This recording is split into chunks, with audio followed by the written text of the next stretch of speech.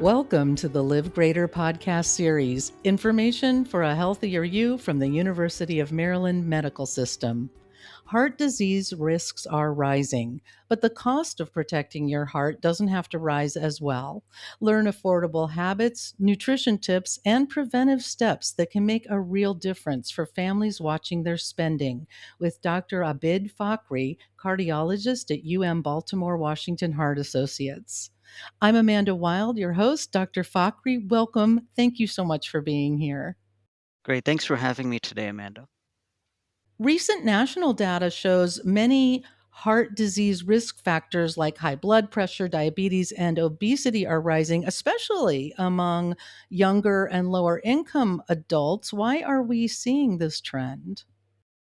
So we've seen this trend emerge around 2019, pre-COVID pandemic, but it accelerated during the pandemic due to logistical challenges faced by folks accessing healthcare. But also, what we're seeing is that there's a growing realm of misinformation that is leading people away from accessing traditional healthcare and seeking alternative solutions. So I think there's a growing inertia that began and it was accelerated during the pandemic. Now we're trying to play catch up, trying to reverse the inertia that began during the pandemic. For families who are worried about costs, what are the most impactful heart healthy habits that don't require an expensive gym membership or specialty foods? So there's three that I emphasize to all my patients. The first one is value added, and that is if you're picking up a cigarette today, put it down. Not only bang for your buck are you going to prevent heart disease, cancer, and any number of health conditions, but it's actually the one habit you can change that will put money in your pocket. Number two, use what you're sitting on right now.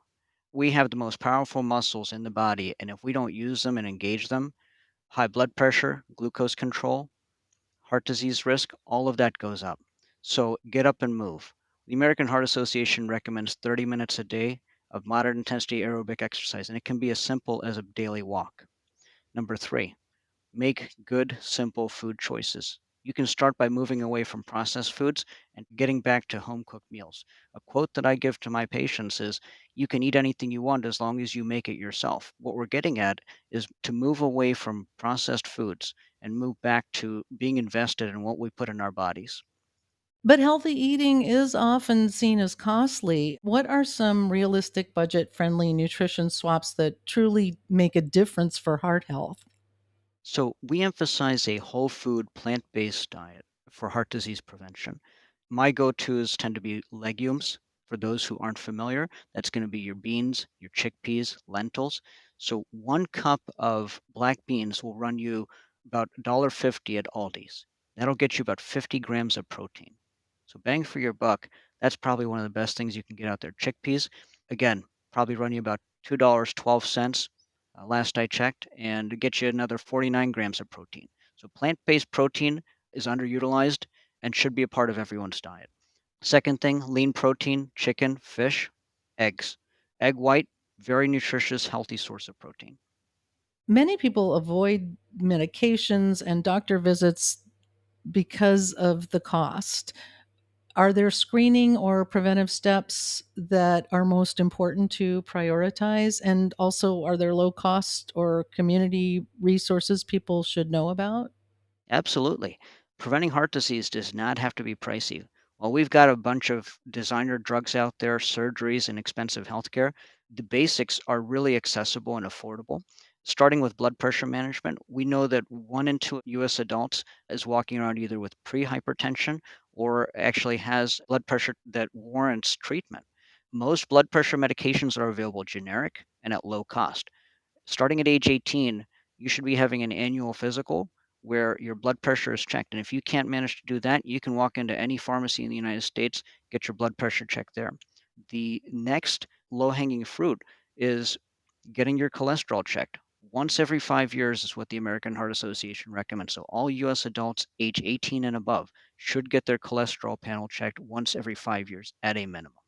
Well, you may have just answered this next question, but there was a recent study that highlights gaps between what we know works and what care people actually receive. From your perspective, what are simple actions that individuals can take to close that gap for themselves? I think you just mentioned a couple with taking control of seeking out these annual screenings, for example. Absolutely.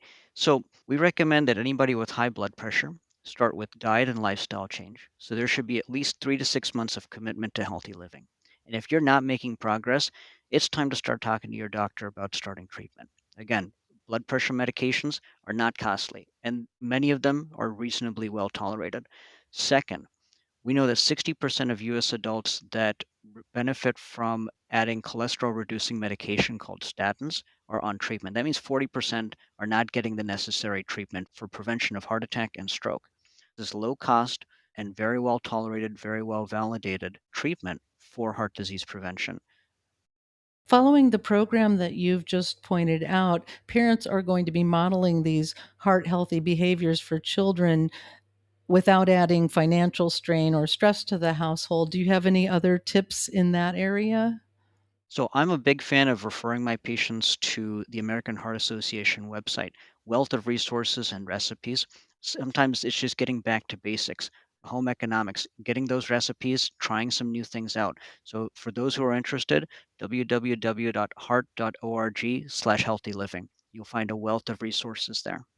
Now, if someone is listening right now and feels discouraged by statistics, what's one encouraging takeaway you want them to remember about protecting their heart no matter what their budget? So the basics work. It does not have to be fancy care.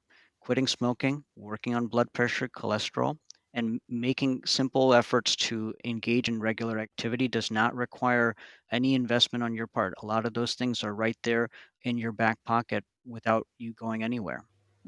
Or even using more of your time. Very simple, very basic. Well, doctor, thank you for showing us how heart health is actually accessible no matter what your budget. Really appreciate your time. Thanks for having me. And again, for those who are interested, we can find more information on our website, www.ums.org. That was Dr. Abid Fakhri, cardiologist at Baltimore Washington Heart Associates. Find more shows just like this one at umms.org/podcast and on YouTube. Thank you for listening to Live Greater, a health and wellness podcast brought to you by the University of Maryland Medical System. We look forward to you joining us again, and please share this on your social media.